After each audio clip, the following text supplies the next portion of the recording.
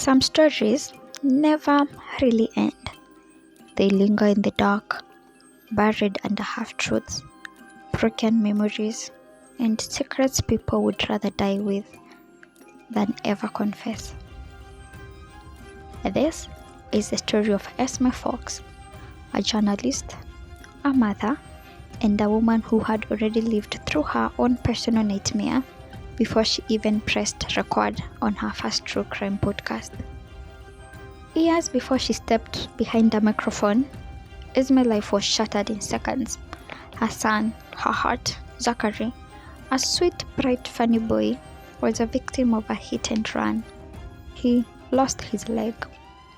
He lost the life he knew. And Esme lost any sense of safety she had left.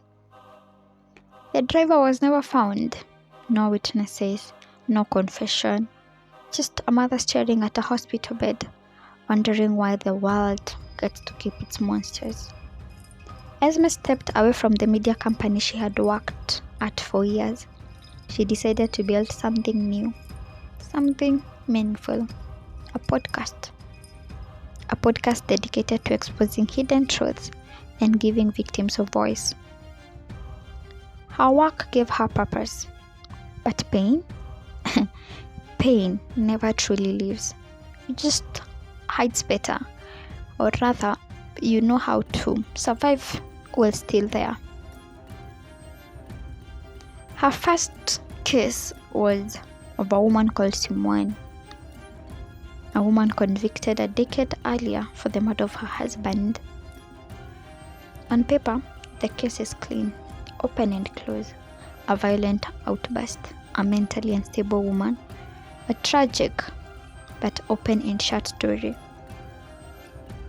But nothing about Simone felt clean or simple, and certainly not open or shut. And Simone, all this life, she had refused to tell her own side of the story. When Esme sat across from her for the first time, she's not a murderer. She sees a woman worn down, exhausted, and carrying bruises no one ever cared to notice. Simone's husband had been abusive, but he was charming, manipulative, a man who understood how to smell just right so that people believed whatever he said. And to act on this, he told everyone Simone was unstable, unwell, not to be trusted. Here's a twist. Simone has a son named Andrew, and Andrew is a quiet child, He avoids reporters, he avoids cameras, avoids anyone who tries to get close. He's quiet, a little bit too quiet, the kind of quiet that makes the hair on the back of your neck rise, because silence can feel louder than screams. As Esme digs deeper, she notices a pattern. Andrew is always present, but he's never truly seen. And that's the problem, because the most dangerous people are often the ones who stay invisible. Guess what is happening as Esme is investigating Simone's case? Her own life is literally falling apart.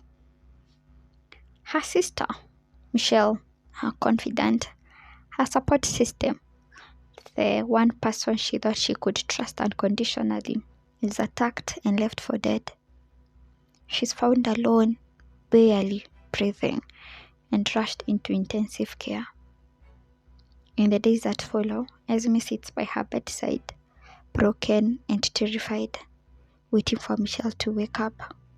On the other side, her ex-husband, the family is giving her problems. They think she's too unstable, too busy to take care of Zachary. And deep down, they know that Esme would do anything, and I mean anything, to protect her son. Zachary had grown accustomed to Michelle, so he's constantly worried that something will happen to Michelle.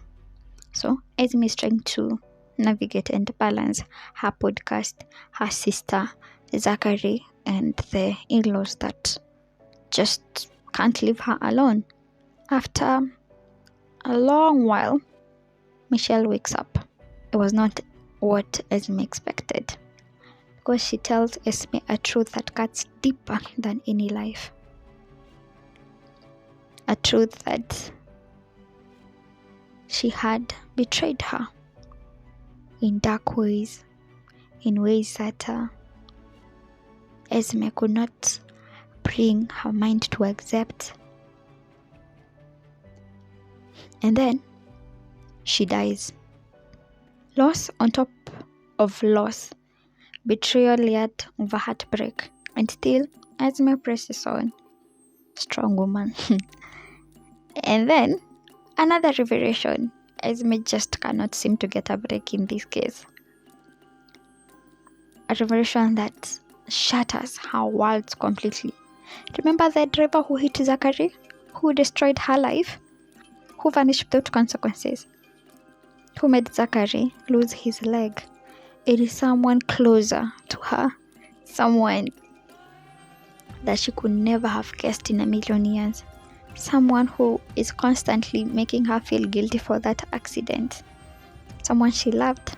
Someone she trusted. Someone she thought would never let anything harm the boy. It is so sad because the said person let her believe justice would never come. He or she let the son live with unanswered pain and live with damage and not knowing exactly what happened. Something that is a bit too much for a young boy. As Esme continues to dig deeper, the truth behind Simon's case finally emerges. The husband was not killed by Simon. Yeah, it was someone close, someone who's always present but never there really. Someone who learned early that silence could be a weapon. That same person is a person who attacked Michelle, because Michelle got too close to revealing the truth. And the person decided that she should be silenced too. So the person attacked Michelle, and Michelle ultimately dies. The book is called The Evidence by K.L. Slater, by the way. It's not just a story about murder. It is about gaslighting, about domestic violence hidden behind charm, and how easily society chooses which voice to believe. And Esme uncovers the truth.